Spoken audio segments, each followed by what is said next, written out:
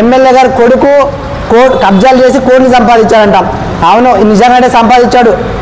మార్కెట్లో రైతుల నోట్లో మట్టి కొట్టి 3 కోట్లు సంపాదించింది మా ఎమ్మెల్యే కొడుకు.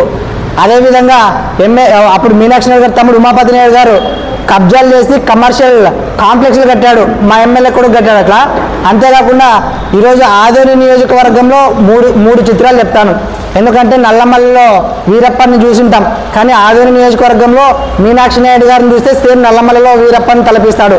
అదేవిధంగా మరి బ్యాంకును దోపిడీ చేసే విజయమ్మలని టీవీలో చూసింటాం.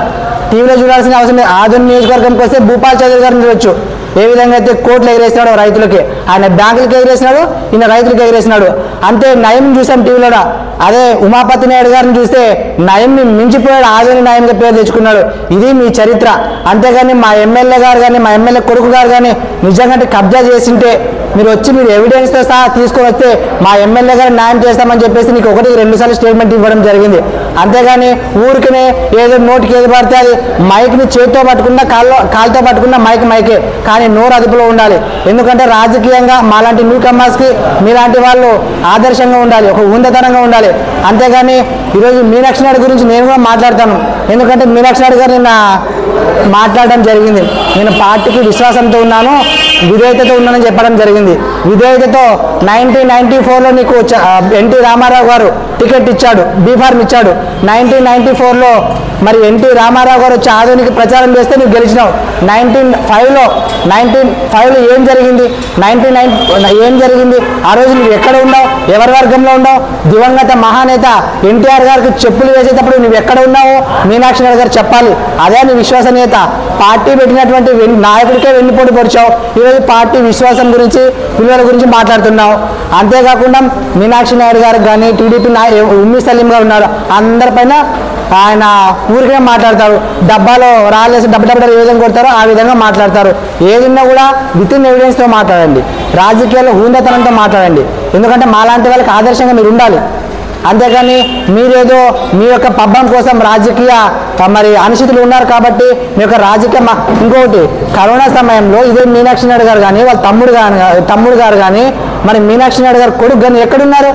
కరోనాలో ఆ రోజు వెంటిలేటర్స్ లేకుండా ఆదోనిలో చాలా ఇబ్బంది పడుతుంటే ఎమ్మెల్యే గారు కొడుకు వెంటిలేటర్స్ తెప్పించాడు. మరి అది అభివృద్ధి వాళ్ళకి కళ్ళ కనపడదా? అంతేకాదు ఈ కూరగాయల మార్కెట్లోన వర్షం వస్తే ఇక్కడ దాకా నీళ్ళు వచ్చాయి, మరి రోడ్డు వేయించాడు. అది మంచి పని కదా, మరి అది కనబడటం లేదా? ఈరోజు పట్టిందే పాసుగుద్ద పాసిపల్లి దాసరా అన్నట్టు ఒకటే మాట కబ్జాలు భూ కబ్జాలు సెటిల్మెంట్లు. ఏం సెటిల్మెంట్లు చేశారు? సరే, అభివృద్ధి గురించి నేను మీనాక్షి నాయుడు గారికి సవాల్ విసిరేంత వ్యక్తిని నేను కాదు, కానీ ఆయన సమయం సందర్భం కేటాయిస్తే తప్పకుండా ఆదోని మెడికల్ కాలేజ్ దగ్గర తీసుకెళ్తా. ఎవరొద్దు, ఆయన నేనే వెళ్తాం. అభివృద్ధి అంటే చూపిస్తా. డిగ్రీ కాలేజ్ దగ్గరికి తీసుకెళ్దాం. ఏంటో అభివృద్ధి అంటే చూపిస్తా. మరి హాస్పిటల్స్ ఇక్కడే ఉన్నాయి, అక్కడే ఉంది, అక్కడికి వచ్చి చూపిస్తా అభివృద్ధి అంటే ఏంటో. మరి గ్రామాల్లో స్కూల్స్కి వెళ్తే అభివృద్ధి అంటే ఏమో తెలుస్తుంది. మరి రోడ్ల విషయంలో ఆయన ఈరోజు ఏ నాయకుడు వేసిన రోడ్లు నడుస్తున్నాడో ఆయన ఒకసారి ఆత్మ పరిశీలన చేసుకోవాలి. అంతేగాని ఆయన టికెట్ కోసం లేకపోతే ఆయన దీనికోసం వాళ్ళు ఏదో మరి మాట్లాడుతూ ఎమ్మెల్యే గారిపై 4 మాటలు మాట్లాడితే మాకు ఎమ్మెల్యే టికెట్ వస్తుందనే భ్రమలో ఉంటే అది ఎప్పటికీ సాధ్యం కాదు. లాస్ట్ ఒకటే మాట చెప్తున్నాను, టీడీపీ నాయకులు ఎన్ని ట్రిక్స్ చేసినా హ్యాట్రిక్ మాత్రం ఎమ్మెల్యే గారిది. బీసీ మీటింగ్ పెట్టుకోవడం జరిగింది. అది బీసీ మీటింగ్ కాదు, టైంపాస్ మీటింగ్ అని నేను చెప్తా ఉన్నాను. మరి నిన్నటి సభలో మరి మా గ్రామ సర్పంచ్ శివప్ప గారు అనుచిత వ్యాఖ్యలు చేశారు. ఎమ్మెల్యే గారి పైన దుర్మార్గుడు అని చెప్పేసి మరి మాటలు ఏ విధంగా అయితే మాట్లాడుతున్నారో, ఎవరు దుర్మార్గుడో ఎవరు సత్యహరిశ్చంద్రుడో ఒక్కసారి ఆయన ఉండే ఊర్లో అడిగితే చాలా బాగుంటుందని నేను చెప్తా ఉన్నాను. ఈరోజు గ్రామాభివృద్ధికి ఎమ్మెల్యే గారు ఏ విధంగా కృషి చేశారో ఆయన మనసును అడిగితే చెప్తే బాగుంటుంది.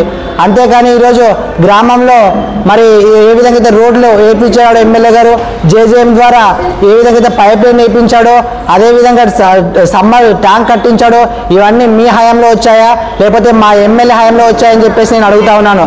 అంతేగాని చేతిలో మైక్ ఉంది కదా, నోటికి ఏదొస్తుంది మాట్లాడితే సబబు కాదు అని చెప్పి నేను అడుగుతా ఉన్నాను.